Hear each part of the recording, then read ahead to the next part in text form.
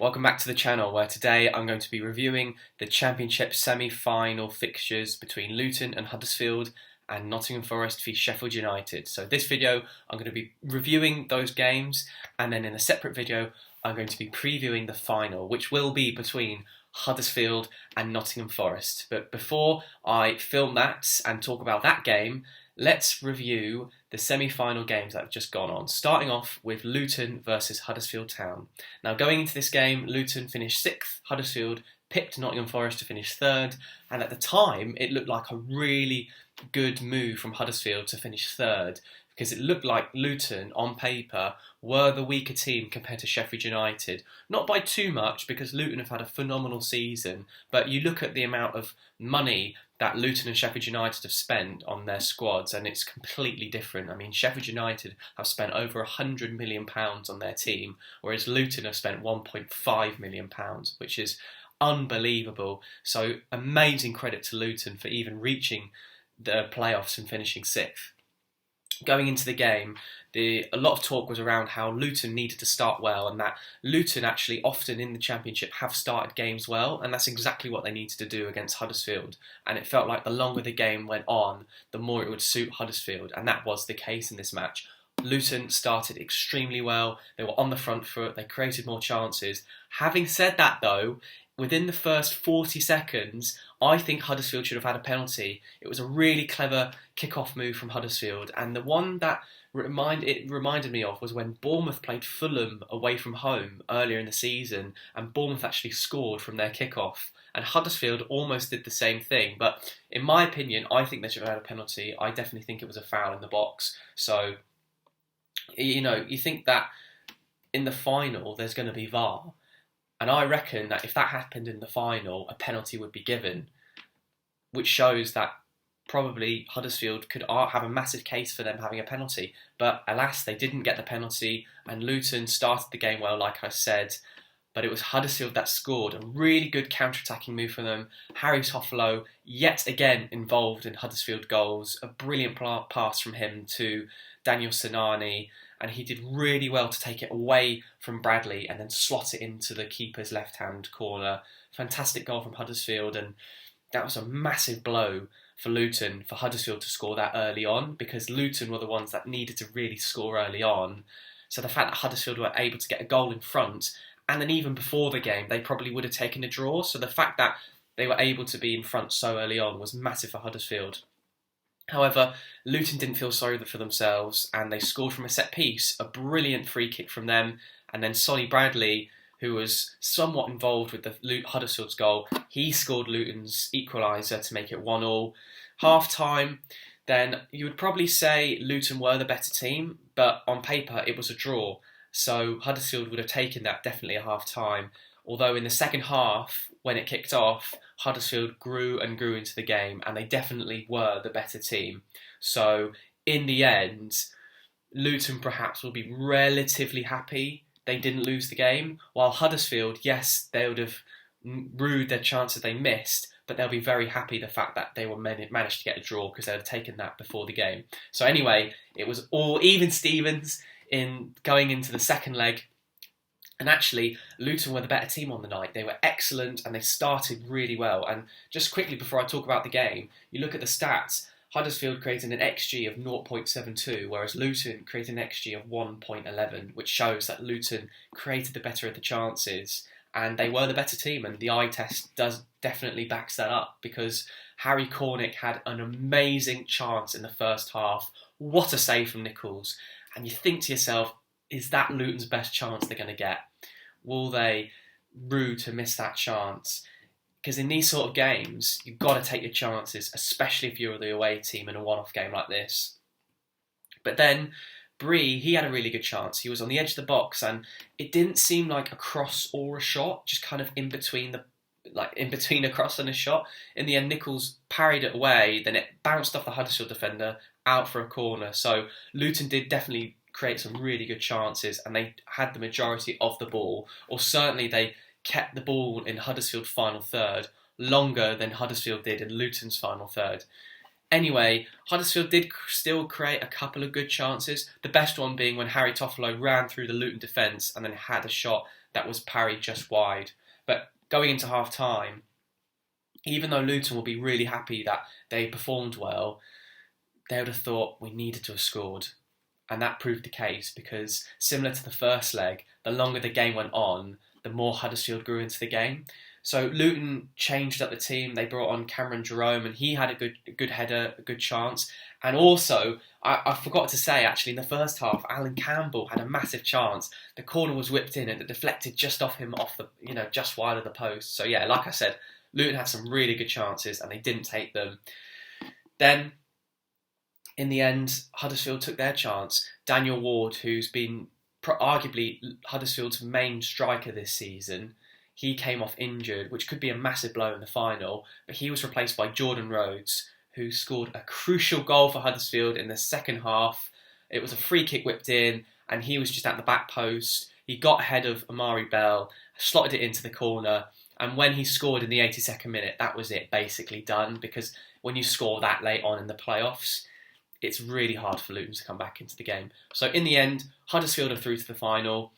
Obviously, in terms of league position and league form, you'd argue that Huddersfield deserved it.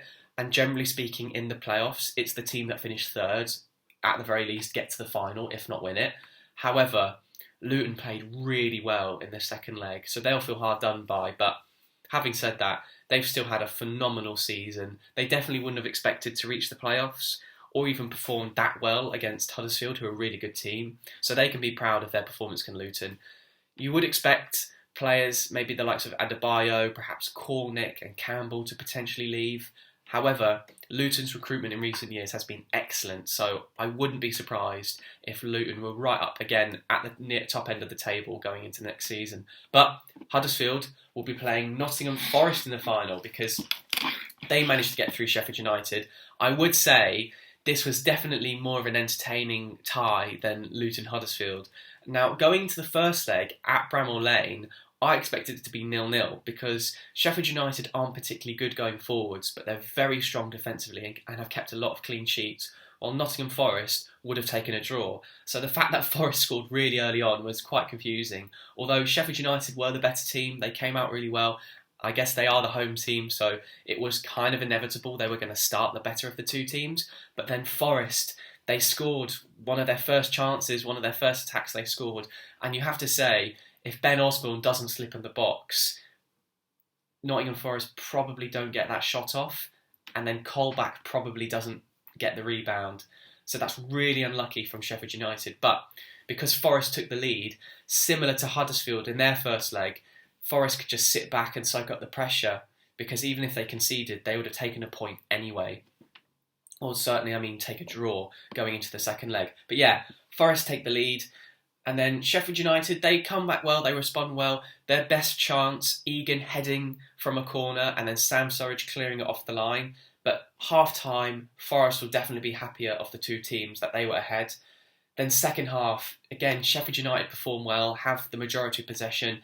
Basham with a massive chance. He's able to have so much time in the box, and you just think he needs to have a massive shot at goal or just cross it in the box, and he kind of did neither really, and it didn't work out for him.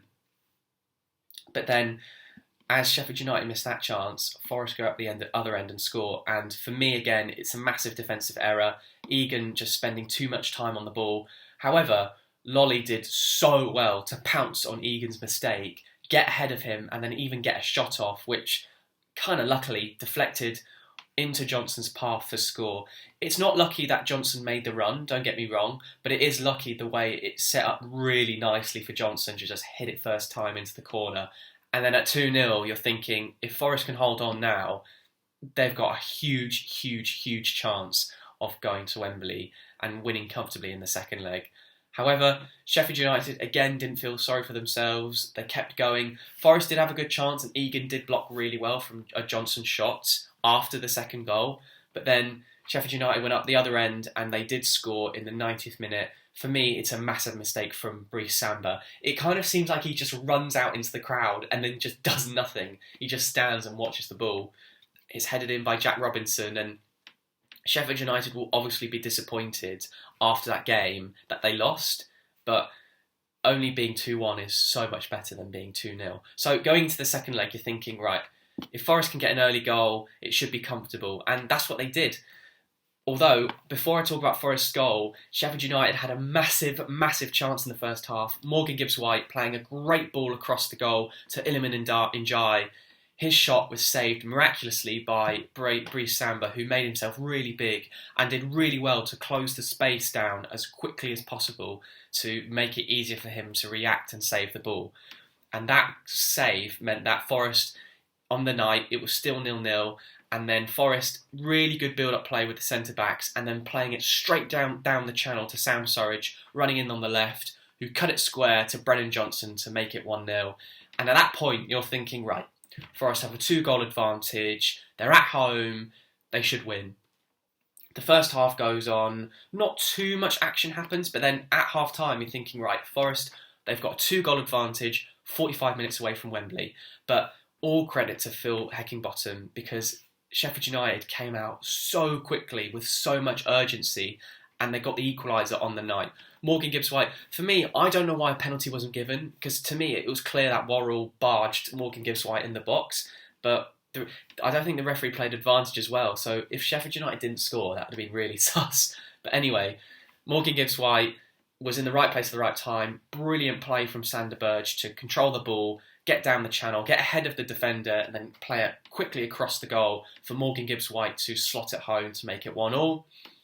And then, as Sheffield United scored that to equalise, I think the tension in the ground was, well, the fans are really starting to feel the tension in the ground, and it went quite quiet. And in the end, Sheffield United got the second goal. George Baldock was excellent at right wing back, which kind of shows perhaps he should have had more game time this season. He did a great Ronaldo chop to cut it in onto his left foot. Then eventually he went back onto his right, got ahead of the defender, played it across goal, similar to Sheffield United's equaliser, and then John Fleck was there to tap it home to make it 2-1 on the night, which meant that it was going into extra time. So yeah, brilliant, brilliant play from Sheffield United. And while I can see the stats here, Forest on the night created an XG of 1.61, which is quite a lot, but Sheffield United's XG was 3.32, which is very, very good from them, which shows that actually on the night they were the better team, and I think they did miss some massive opportunities and arguably deserved to go through in that sense. However, they didn't. The game went to extra time. I say this normally, like with extra time, often it's quite boring and the game should go straight to penalties. And this was kind of the case in this match, especially the first half of extra time. It was quite boring. But then in the 115th minute, Iliman Ndiaye, massive chance in the box. He has to score, but Brice Samba just gets a foot on it. It seems like it only hits one of Brice Samba's studs to go and deflect wide of the goal, and then Keenan Davis cleared the ball. I think once that chance was missed by Sheffield United, you kind of sensed that it was going to be Forest tonight, and that was the case with the penalties, where even then, even with the penalties, Sheffield United had the advantage, because statistically speaking, the team that takes the first penalty have a 60% chance of winning, and the other team have a 40% chance of winning. But they say, oh, it's a lottery. It is to an extent, but the team that takes the first penalty definitely have the advantage. So Sheffield United will be thinking, oh, we can take the first penalty, we have that advantage. But then once it was saved by Samba, you're thinking, right, Forest, it's theirs to lose now. And then again with Hurahan, I was expecting him to score, but Brice Samba, he just moved his right arm just a little bit, just enough where the ball deflected off the crossbar and out. Amazing scenes at the City Ground, so entertaining from my point of view as a neutral. And then of course, once that's saved, you're thinking, okay, Forest are going to win. Cafu then, he takes his penalty. Wes Foderingham gets a massive hand onto it, and it just wasn't falling the way of Sheffield United. That was a massive missed opportunity from them. They had so many missed opportunities on the night in normal time and even in penalties. But once Cafu scored, yeah, it was just a case of, okay, Forest will probably go through. Lolly missed his penalty, but then in the end, Samba made another fantastic save from Morgan Gibbs-White, and they're through. Thoroughly entertaining game on the night. Really good games over 2 legs. Yeah, fantastic entertainment, and deservedly Samba wins man of the match. So that's my review of the two ties. I think Huddersfield in the end, they did deserve to go through, but Luton missed some massive chances in the second half. And then as for Nottingham Forest, Sheffield United, you could easily argue that Sheffield United deserved to go through, especially with that performance in the second leg. Brilliant from them. You just kind of think, if they had Billy Sharp and Ollie McBurn or David McGoldrick on the pitch, would they have taken those chances? Who knows? But you can't criticise Illiman and Jai and Morgan Gibbs-White too much, because they both have had phenomenal seasons and they're both extremely talented young players. But in the end, it wasn't meant to be for Sheffield United. Their poor playoff record continues, while Forest heads to the new Wembley for the first time, actually. It's now only Blackburn Rovers that haven't played at the new Wembley yet. So it's going to be Huddersfield versus Nottingham Forest in the playoff final. I'm going to do a preview of that game soon and my prediction for that. But yeah, the playoffs, they deliver again. They're so entertaining. It's brilliant to watch. So thank you for watching my review of the semi-final games. I hope you enjoyed it. Please like, comment and subscribe, and I'll see you all soon. Thank you.